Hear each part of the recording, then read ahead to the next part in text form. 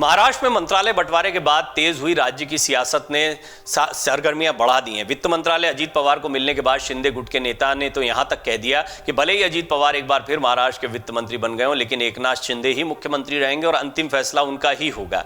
वहीं संजय राउत ने बड़ा दावा करते हुए कहा है कि मुख्यमंत्री एकनाथ शिंदे को बदला जाएगा और डिप्टी सीएम अजीत पवार भविष्य में सरकार चला सकते हैं। महाराष्ट्र में विभागों के बंटवारे के बाद अब नेताओं के बयान आने शुरू हो गए हैं। इस बीच एकनाथ शिंदे गुट के शिवसेना नेता दीपक केसरकर ने कहा कि भले ही अजीत पवार एक बार फिर महाराष्ट्र के वित्त मंत्री बन गए हों, लेकिन एकनाथ शिंदे ही मुख्यमंत्री होंगे और अंतिम फैसला उनका ही होगा। शिंदे सरकार में मंत्री केसरकर ने पत्रकारों से कहा कि उद्धव ठाकरे के मुख्यमंत्री रहते शिवसेना विधायकों ने अन्याय का सामना किया, जिसके कारण एकनाथ शिंदे के नेतृत्व में 39 विधायकों ने विद्रोह किया था। केसरकर ने कहा कि जब एमवीए गठबंधन के तहत एनसीपी और कांग्रेस के साथ एक न्यूनतम साझा कार्यक्रम पर हस्ताक्षर किए गए थे तो पार्टी अविभाजित शिवसेना यानी के सभी सिद्धांतों से समझौता किया गया था। उन्होंने अपने बयान में आगे कहा, तब उद्धव ठाकरे मुख्यमंत्री थे, अब एकनाथ शिंदे उस पद पर हैं। दादा यानी अजीत पवार ने मुझसे कहा है कि मैं चाहे जो भी निर्णय लूं, लेकिन अंतिम निर्णय मुख्यमंत्री का होता है। मुख्यमंत्री फैसले लेता है, दादा न्याय करेंगे क्योंकि वो समझ गए हैं कि अतीत में लोग उनसे क्यों नाराज थे। दादा न्याय करेंगे। अब अजीत पवार क्योंकि उनके खेमे में हैं तो निश्चित तौर पर यही बोलना होगा, लेकिन वो न्याय करेंगे की आस लगाई जा रही है। और अजीत पवार ने जो कहा है उस बात को कोट किया जा रहा है ना। अजीत पवार की ताकत को आप समझ सकते हैं। आइए हम आपको बताते हैं अजीत पवार को मंत्रालय मिलने पर संजय राउत ने क्या कहा है। उद्धव ठाकरे गुट के नेता संजय राउत ने कहा है कि मुख्यमंत्री एकनाथ शिंदे को बदला जाएगा और डिप्टी सीएम अजीत पवार भविष्य में सरकार चला सकते हैं।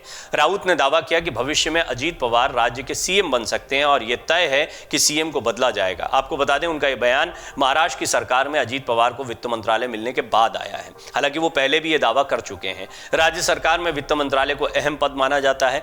सूत्रों की माने तो अजीत पवार सरकार में शामिल होने के बाद वित्त मंत्रालय को लेकर अड़े हुए थे। अजीत पवार को वित्त और योजना विभाग भी सौंपा गया है। करीब 2 सप्ताह पहले उन्होंने शरद पवार की अगुवाई वाली एनसीपी से अलग होकर मुख्यमंत्री एकनाथ शिंदे की सरकार में उप मुख्यमंत्री के रूप में शपथ ली थी।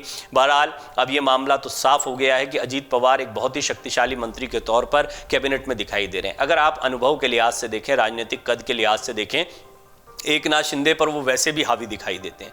एकनाथ शिंदे को अब बड़ा मौका मिला है, लेकिन अजीत पवार पहले भी उप मुख्यमंत्री रह चुके हैं और उनसे छोटे पोर्टफोलियो पर उस मंत्रालय में एकनाथ शिंदे काम करते रहे। हालांकि स्थिति तो अगर देवेंद्र फडणवीस की स्थिति को देखा जाए तो देवेंद्र फडणवीस तो सबसे सीनियर नेता निर्विवाद रूप से रहे हैं और वो उप मुख्यमंत्री के तौर पर है। तो महाराष्ट्र के सियासी घटनाक्रम में सीनियरिटी जूनियरिटी का खेल चलता रहेगा। एक बात तय है कि अजीत पवार की ताकत बढ़ी है और आने वाले दिनों में आपको और सरगर्मी देखने को मिल सकती है।